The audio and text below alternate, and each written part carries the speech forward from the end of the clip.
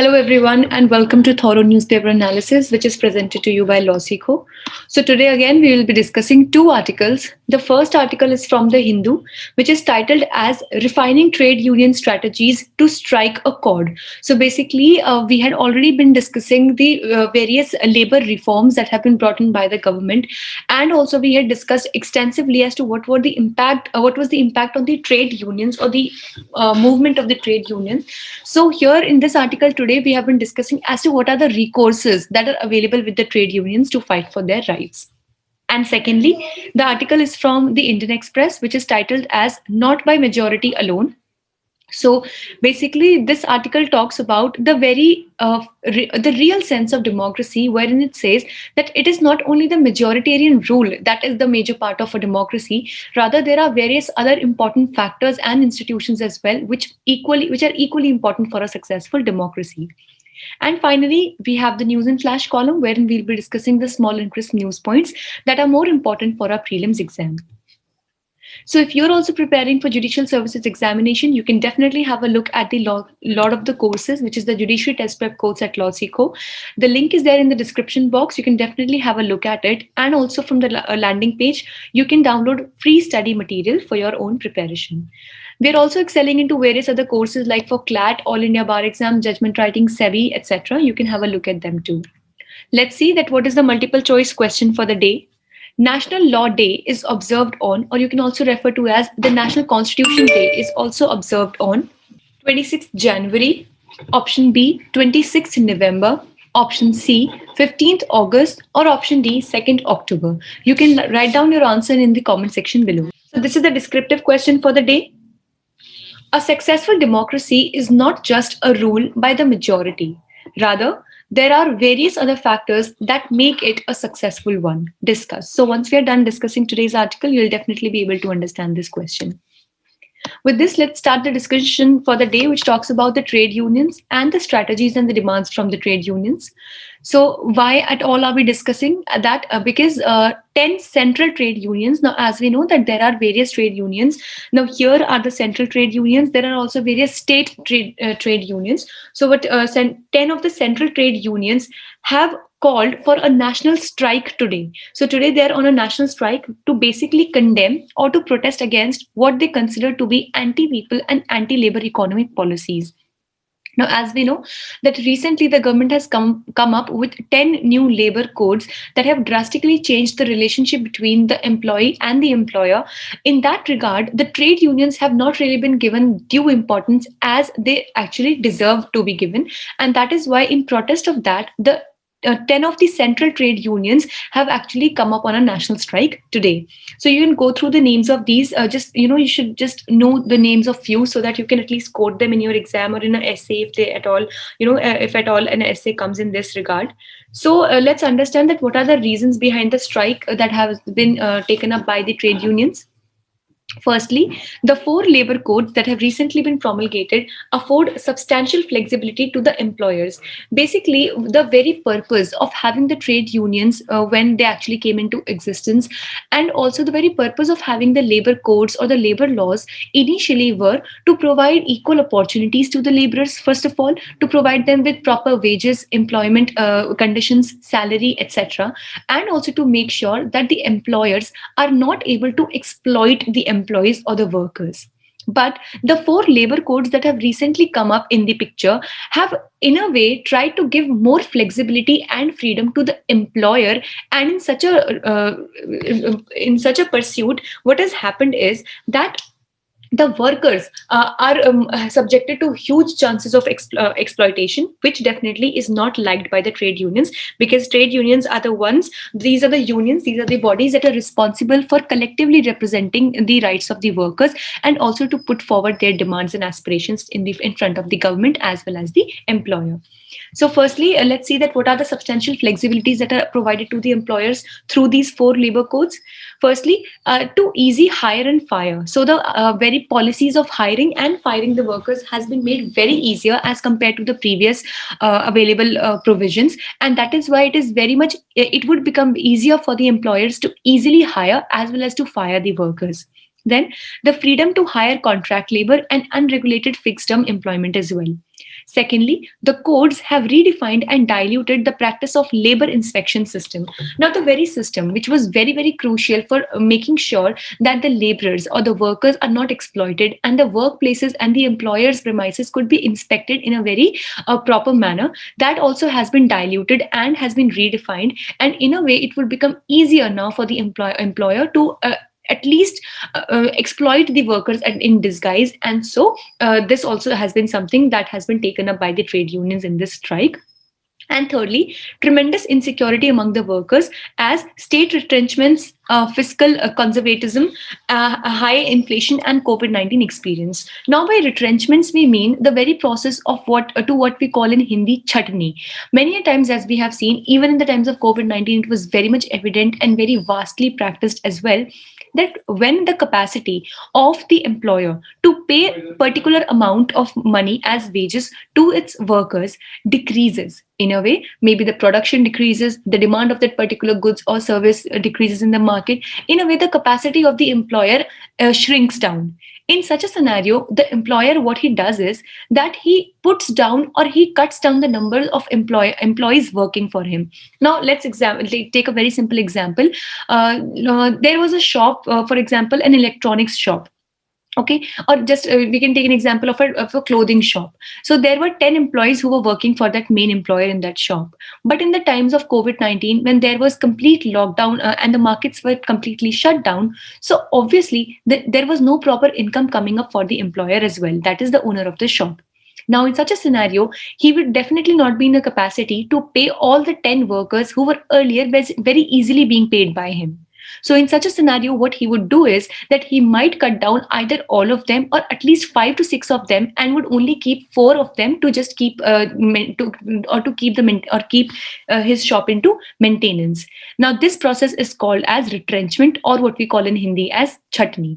So, due to this, the very procedures for retrenchments and fiscal conservatism have been made very easier and favorable in the side of the employer, and that is why a huge a wave of fear is existent amongst the workers, that they might also face such kind of retrenchments if the trade unions and the labor codes are not made in their favor. Now let's understand that what are the options that are available with the trade unions to raise their issues. Now, obviously, since we know that trade unions are a very important body when it comes to fighting for the rights of the workers, and that is why there are various recourses or options or methods available with the trade unions to put forward their demands. Now, firstly, social dialogue. So the central government, as per the trade unions, did not conduct an effective and sustaining social dialogue, which means that whenever a law is promulgated, so all the stakeholders are given a chance to put forward their contentions and their issues, if at all they would arise with the coming of that particular law. But in this particular segment, wherein these 4 labor codes had to be promulgated, the trade unions, as we have also discussed in our previous sessions, the trade unions were not given due time and opportunity to come up with their contentions or to put forward their viewpoints, and thus the codes were formulated without proper notice and also without proper discussion with the trade unions. And that is why social dialogue is a very important issue. But now, since we know that in the state level, at the state level, social dialogue institutions are very weak or they are completely absent. And the last Indian Labour Conference was held back in 2015. That was 5 years ago. So in a way, maybe for this situation, the social dialogue option that was earlier available to the trade unions is not really a feasible step that can be taken in the current situation.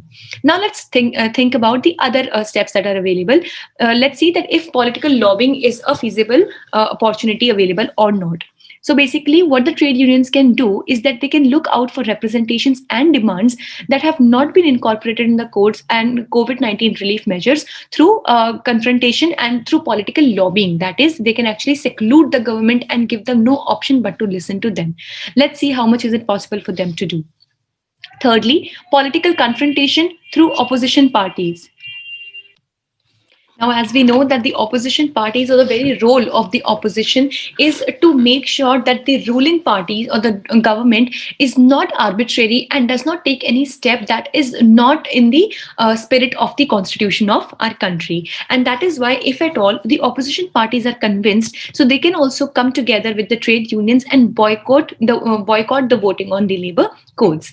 But now, since as we know that no proper dialogue was already made with the trade unions, and they were not really made aware also of all the provisions of the new labor codes. So in that scenario, when these four labor codes were promulgated or debated in the parliament, so the opposition parties could also not say much about it, because the trade unions were also not earlier made a part of it, and that is why the law was so easily and hastily passed. Now, these are some institutions or some ways that are currently available and that must be taken as a recourse by the trade unions. So this one is the legal action, that is moving the court, the judiciary. So it's the only source of hope in times of institutional corrosion. Now, because as we know that the very power of the parliament, the majoritarian rule that is existent with the government in the parliament, it was highly used, or in a way many a times we can also call it as being misused, because without any proper discussion either with the trade unions or in the parliament itself while passing of this law. So in such a scenario, institutional corrosion had taken place, and to now stop that, at least in this stage, judiciary can play an important role, though it has also been contended that however, judiciary was very late in taking cognizance of the plight of the migrant workers in the times of COVID-19, but it is still looked up to judiciary that it would definitely intrude into it, and the trade unions should definitely move to the judiciary to avail justice to themselves. Now here, what next they can do is seek the International Labour Organization's intervention. So obviously, since we know that at the international level as well, India and Indian institutions are also answerable to the ILO. And ILO's intervention in May 2020 provided temporary relief. But obviously, if at all the trade unions, they move to the ILO, then might be that there is a chance that some relief would be available to them. And finally, industrial action, which is followed by sustained protest actions. This is the only option left, which is of strike. So basically, strikes do not provide such any kind of guarantee that any kind of relief would in finality would be given or not.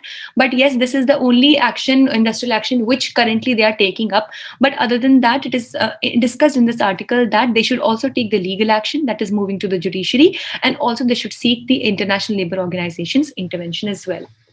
Now, here are a few demands that you can go through these. Like they're demanding for direct cash transfer of rupees 7,500 per month for all non-income tax paying families, 10 kg free ration per person per month to all the needy people, restoration of old pension scheme, protection of government employment, halt to such privatization of the labor codes, then withdrawal of all anti-farmer and anti-worker laws, extension of employment guarantee to urban areas, then expansion of Manrega to provide 200 days of work. Like currently we have 100 days of work, so they are extending it to 200 days of work per year in rural areas at enhanced rates, etc. So these are the various demands that are being made by the trade unions.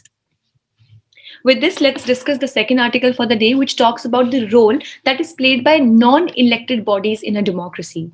So in the last 2,500 years, democracies have developed systems of efficient checks and balances where elected and non-elected institutions have played equally important roles. Basically, as we talk about democracy, so there are different kinds of democracies in the world. For example, India, US, and Russia, all are democracies, but they all follow very different types of elections, and they have different kinds of aspirations that are answered through their democracies. Now, if we talk about the global setup of democracies, so Greeks were the first to experiment with various kinds of models of the government. And Aristotle, as we know, he was a very famous Greek philosopher.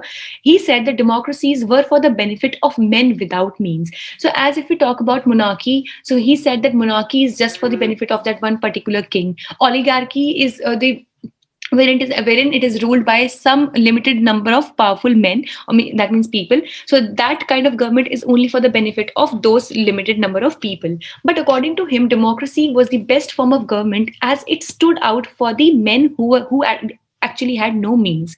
So in the world's successful democracies like US, UK, and India, there is a fine balance between elected and non-elected institutions with enough safeguards. And just one thing I would like to clarify, just as I gave example of US, UK, India, and I said Russia. So in that regard, even Russia has a presidential form of government and US also has a presidential form of government. But the role played by both the presidents, the method of election of both the presidents is completely different. And if we talk about the successful democracies of the world, so US, UK, and India are all democracies but are all different from each other, and there is a fine balance that is drawn between elected and non-elected institutions with enough safeguards. Now here, what we mean to say in this entire discussion is that many a times we understand democracy is that wherein the people choose their leaders, the representative or the republican is or the head of the state is chosen by the people. Yes, very much this definition of democracy is correct, but does it also mean that the people who fall or who become part of the minority must be suppressed, or do they have no rights at all in that democracy? Obviously not. And that is why it is to be understood that it is not only the elected bodies like the parliament that holds all the power in a democracy, but there are various other non-elected bodies, the minority institutions as well, that play a very important part, and they should also be equally addressed while discussing any kind of law or any kind of provisions of the government. Now, here are various views of the Indian thinkers, like Dr. Rajendra Prasad, who was the first president of our country, assured universal adult franchisee and trusted the wisdom of Indian people. And in a way, the right to vote was not only given to the men or the rich people or politically affluent people, rather, equal right to equal vote was given to every individual, every citizen of the country. And then Mahatma Gandhi promoted the idea of Ram Rajya, wherein it meant that sovereignty of the people was based on pure moral authority. So it is not just the elected bodies, rather the constitutional morality as well that should prevail above everything, and it should be the rule of law that should be given the primary importance. Then Dr. B.R. Ambedkar emphasized on the importance of social democracy for the success of political democracy, because as we know that Dr. B.R. Ambedkar was totally against caste system, and even Mahatma Gandhi had a very soft corner towards the people he referred as to whom he referred as the Harijans, and that is why they both had the idea that in order to become a successful political democracy, we need to enhance the social fabric of the country in the democratic spirits, which means that not unless we are able to fight the very problems of caste, gender biasness, inequality, untouchability, etc., it will be very much impossible to actually gain a successful setup of political democracy. And that is why social democracy is a priority or a prerequisite of the political democracy. And then there was a similarity of views of Gandhi and Ambedkar, because both were against the majoritarian rule, which means that obviously the leader is chosen as per the majority decision, but the minority or the aspirations of the minority are equally important. And the parliamentary majorities need to be restained through constitutional ethics and public morality. So what stands above every other thing is are the constitutional ethics and the public morality. With this, let's see what do we have for news in flash today. So today we have the 70th Constitution Day, Samvidhan Divas, as it was decided in 2015 to celebrate 26th November as the anniversary of the adoption of India's Constitution on November 26, 1949. Now, this has to be kept in mind because on November 26th, the Constitution of India was adopted. But on January 26th, when we celebrate the Republic Day, it was enforced, which means it was actually brought into action. But we commemorate November 26th as the Constitution Day because it was adopted on this particular day. Now, here are some important facts in this regard. The original Constitution of India was written in Hindi and English. Secondly, the English version has it has 1,17,369 words, which means 444 articles in 22 parts, 12 schedules, and 115 amendments. Now, as we know that we have different parts and articles today. So, longest constitution of the world, as we know, it is longest written constitution of the world. So, it was handwritten by Prem Bihari Narayan Resada, and it was decorated by artists from Shanti Niketan. All these points are very important when it comes to our prelims exam. And finally, the original copies of the Constitution of India are kept in the special helium-filled cases in the library of the Parliament of India. So, obviously, what we all have are the reincarnations or the reciprocals or the the new copies of the Constitution of India, but the original copies are kept in the Parliament of India's library. So this was all for today. We hope that it was a good session for you. Stay tuned with LawSikho for such more sessions to come.